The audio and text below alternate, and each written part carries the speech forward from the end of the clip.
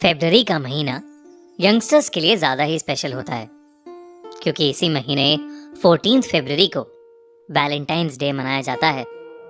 इस दिन लोग अपने पार्टनर्स के साथ अपने प्यार को सेलिब्रेट करते हैं या फिर अपने प्यार का इजहार करते हैं। 18 साल की एक प्यारी सी लड़की अवनी के भी सभी दोस्त अपने पार्टनर्स के लिए सरप्राइजेस और डेट्स प्लान कर रहे थे। अवनी भी अपने इकलौते प्यार के साथ वैलेंटाइंस प्लान बना रही थी। किताबें। अवनी को बुक्स पढ़ने का बहुत ही ज्यादा शौक था। उसके घर का कबर्ड बुक से भरा रहता था।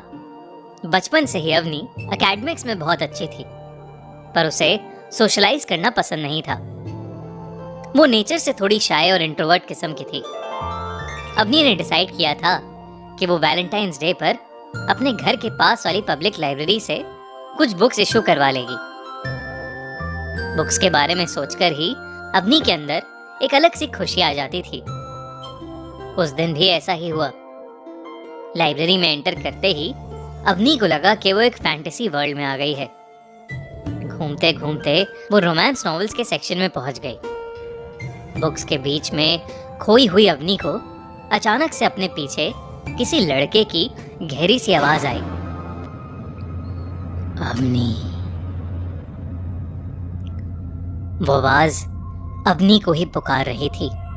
अवनी ने पलटकर देखा तो उसे कोई नहीं दिखा, पर बुकशेल्फ के कोने में उसे एक किताब दिखी। उस किताब की हालत बहुत ही खस्ता थी। उस पर बहुत धूल जमी हुई थी और अवनी उसका टाइटल भी ढंग से नहीं पढ़ पा रही थी। धूल हटाने के लिए अवनी ने उस किताब पर जोर से फूंक मारी।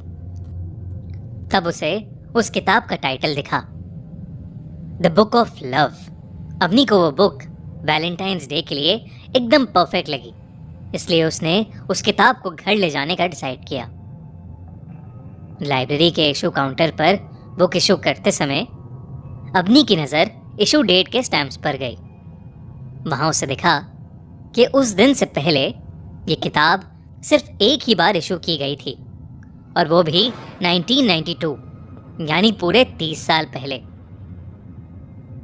अवनी को वो किताब अब और स्पेशल लगने लगी थी। वैलेंटाइंस डे की शाम को अवनी घर पर अकेली थी। उसके पेरेंट्स डिनर के लिए बाहर गए हुए थे। अवनी ने अपने लिए एक कप कॉफी बनाई और अपने रूम में जाकर उसने अपनी नई बुक्स को पढ़ना शुरू किया। वो बुक सैम नाम के एक लड़के के बारे में थी, जिसे एक लड़की एना से प्यार हो जाता है और एना भी उसे प्यार करने लगती है। अवनी को वो बुक बहुत इंटरेस्टिंग लगने लगी। वो इस किताब को पढ़ते पढ़ते मानो उसमें खो सी गई थी। लेकिन तभी उस किताब में एक लाइन आई जहां सैम एना का हाथ पकड़ता है। इस लाइन को पढ़ते ही अवनी को महसूस हुआ कि उसके लेफ्ट हैंड को किसी ने छुआ। एना ने झटके से अपने बाईं ओर देखा तो वहां पर एक लड़का बैठा हुआ था जिसके बाल उसकी आंखों पर गिर रहे थे। अवनी उसे देखकर चौंक उठी। वो लड़का मुस्कुराया और उसने अवनी से कहा, हाय एना, घबराओ मत, मैं सैम हूं। ये सुनते ही अवनी की चीख निकल गई। उसके सामने बुक का एक कैरेक्टर बैठा हुआ था। वो डर कर बेड से उठ गई और कमरे से बाहर जाने लगी कि तभी सैम अजीब तरीके से रोने लगा और कहने लगा, अन्ना, तुम मुझे छोड़कर मत जाओ। अवनी ने डरी हुई आवाज में बोला कि उसका नाम अवनी है और वो एना नहीं है।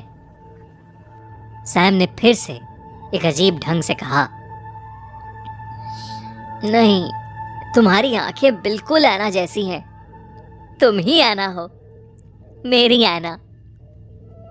इतना कहकर सैम अजीब तरीके से हंसने लगा। अब चीजें अवनी के कंट्रोल से बाहर जाने लगी थीं।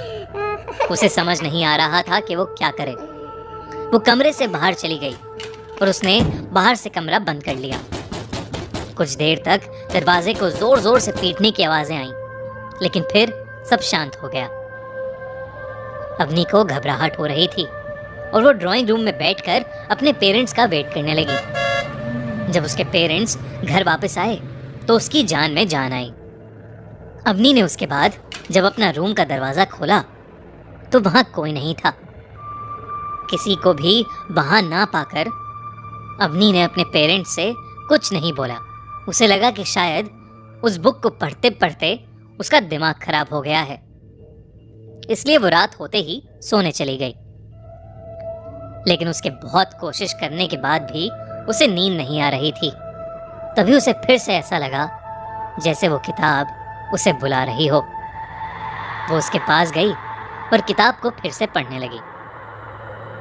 पढ़ते पढ़ते वो किताब के आखिरी चैप्टर पर आ पहुंची। लास्ट चैप्टर का टाइटल था सैम्स डेथ।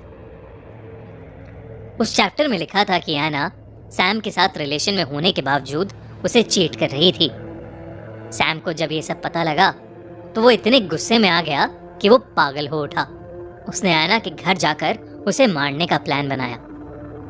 एक रात जब एना अपने कमरे में बैठी एक किताब पढ़ रही थी तो सैम उसके बेड के नीचे छुपा उसे मारने का इंतजार कर रहा था। इसके बाद किताब में आगे पेजेस ही नहीं थे। शायद किसी ने वो पेजेस फाड़ दिए थे। ये सब पढ़ते ही अवनी को फिर से बहुत जोर से डर लगने लगा। वो भी देर रात में किताब पढ़ रही थी और उसे डर लगने लगा कि सैम शायद उसके बेड के नीचे ना हो। उसने बुक अपने एक हाथ में उठाई और डरते डरते दूसरी हाथ से बेड की चादर उठाकर देखा। थैंकफुली बेड के नीचे कोई नहीं था, लेकिन अवनी के ठीक पीछे सैम एक बड़ा सा चाकू लिए खड़ा था। अवनी जैसे ही पीछे मुड़ी उसने सैम का भयानक चेहरा देखा। उसका मुंह काला पड़ चुका था और उसके दांत नुकीले हो गए थे।